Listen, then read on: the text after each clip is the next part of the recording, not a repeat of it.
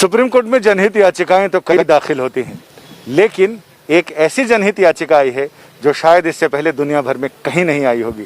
वो है कुरान की 26 आयतों को रिमूव करने की याचिका। और हम बात कर रहे हैं, याचिकाकर्ता हमारे साथ हैं सैयद वसीम रिजवी। वसीम साहब, ये कौन सी 26 आयतें हैं जिसको आपने रिमूव करने की अर्जी लगाई है सुप्रीम कोर्ट में? गुहार। देखिए, प्रॉफिट मोहम्मद के बाद पहले खलीफा अबू बकर, दूसरे खलीफा उमर और तीसरे खलीफा उस्मान द्वारा कुरान को कलेक्ट करके और उसको जारी किया गया एक किताबी शक्ल में। कुरान के अंदर कुछ आयतें ऐसी हैं जो आतंक को बढ़ावा देती हैं, वायलेंस टीचिंग हम कहें उसको एक तरह से, वो कुरान के अंदर इस तरह की बातें हैं और बहुत अच्छी बातें भी हैं जो इंसानियत के लिए हैं। तो अल्लाह के मैसेज दो तरह के नहीं हो सकते।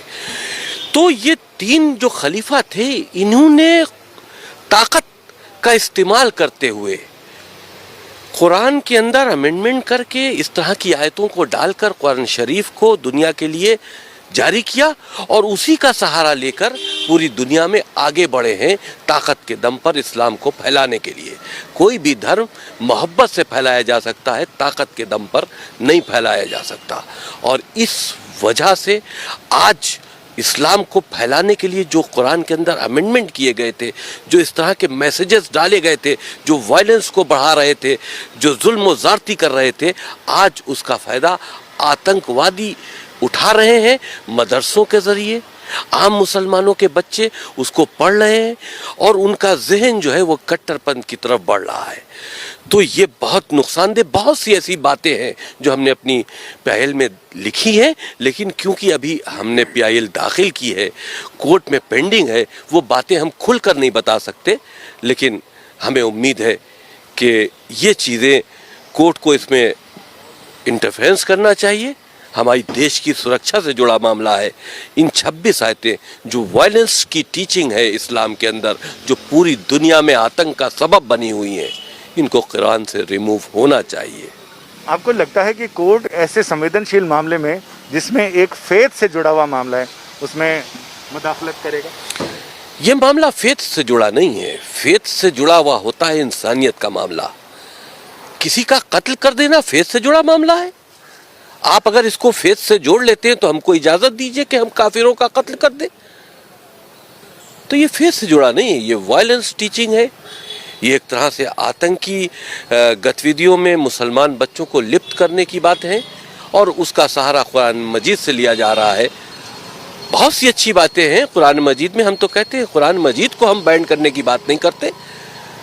उसके अंदर जो वायरस खलीफाओं ने डाला है इस्लाम को आगे बढ़ाने के लिए ताकत के दम पर, उसको रिमूव करो, क्योंकि आज उसका गलत फायदा उठाया जा रहा है और मुसलमान बच्चों को आतंकवाद की तरफ लिया जाया जा रहा है। तो आपको लगता है कि जो किसी ज़माने में इस्लाम की ताकत के बल पर इस्लाम को फैलाने की बात की जा रही थी, आज वही इस्लाम को कमज़ोर कर रहा है? जो बुनियादी शिक्षाएं हैं इस्लाम की इंसानियत के भले के लिए, जाहिर सी बात है, जिस वक्त ये कुरान के अंदर अमेंडमेंट करके इस तरह के अल्लाह के नाम से मैसेजेस डाले गए जो हमने चैलेंज किए हैं, उस वक्त तो उनका मकसद यही होगा कि हम इसको अपनी ताकत से जोड़े। अल्लाह के मैसेज के नाम पर जिहाद क्या है?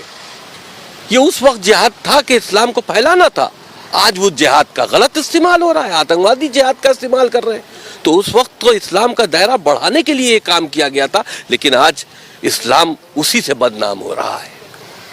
हमारे साथ सुधाकर द्विवेदी जी हैं, जिन्होंने ये सारी पिटीशन ड्राफ्ट भी की है और इसके बारे में इनके तकनीकी पहलुओं पे बात करते हैं कि इसमें आपने इसको संवैधानिक की जो मूल भावना है, जिसमें देश के खिलाफ हमला या देश पर हमला, देश की संप्रभुता, एकता और अखंडता पर, उसके साथ आपने देखिए, जो हमारा संविधान है वो प्रत्येक नागरिक को जो है प्रोटेक्शन देता है।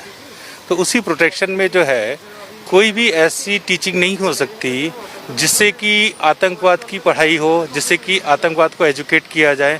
तो ऐसे किसी भी धर्म में, ऐसा नहीं कि केवल मुस्लिम धर्म में, किसी भी धर्म में इस तरीके की कोई भी टीचिंग हो तो उसको चैलेंज किया जा सकता है। और हमारा संविधान इस चीज़ का अधिकार देता है कि अगर देश के खिलाफ कोई प्रॉक्सी वॉर के लिए कोई टीचिंग हो रही हो चाहे वो स्कूल एजुकेशन हो या किसी भी तरीके की एजुकेशन में हो, तो उसको रिमूव करने का हमारा राइट है। और दूसरा है कि इस्लामिक आतंकवाद इसमें सबसे ज़्यादा आगे जो है रहा है शुरू से पूरे विश्व में, और उसका सबसे ज़्यादा भुक्तभोगी जो है वो हिंदुस्तान रहा है। इसलिए हम लोग इसको इंडिया की सुप्रीम कोर्ट के अंदर इसको हम लोग चैलेंज कर रहे हैं, क्योंकि इससे रिलीफ जो है वो सुप्रीम कोर्ट दे सकती है और कोई रिलीजियस वो नहीं दे सकते। और इसमें कोई रिलीजियस इशू नहीं है, ये कोई धार्मिक उसको हमने कोई चैलेंज नहीं किया है। हमारा केवल इसके अंदर जो मेन ग्राउंड है वो यही है कि कोई भी ऐसी टीचिंग जो आतंकवाद को बढ़ाती हो, जो ह्यूमैनिटी के लिए खतरा हो, उसको रिमूव किया जाए। कुरान एक बहुत अच्छा ग्रंथ है, उसकी जितनी पॉजिटिव चीज़ें वो ज़रूर पढ़ाई जानी चाहिए, लेकिन जो चीज़ें इंसानियत के खिलाफ हो उनको रिमूव करने के लिए हमने इसमें प्रेयर की। आपका बहुत बहुत शुक्रिया। अमूमन इस तरह की याचिकाओं में कोर्ट ये कहता है कि आप अप्रोप्रिएट प्लेटफॉर्म पर इस मामले को लेकर जाएं और वहां अपने सबमिशंस दें। इसी को देखते हुए याचिकाकर्ता ने पहले ही देश के 57 ऐसे रजिस्टर्ड इस्लामिक संगठनों को इस याचिका की प्रति भेजी और उनसे ये कहा कि आपका जवाब इन 26 आयतों पर क्या है, जवाब अभी तक मिला नहीं है। लिहाजा ऐसे में उम्मीद की जा रही है कि अगले हफ्ते शायद ये मामला सुनवाई के लिए सुप्रीम कोर्ट की चौखट पर पहुंच जाए।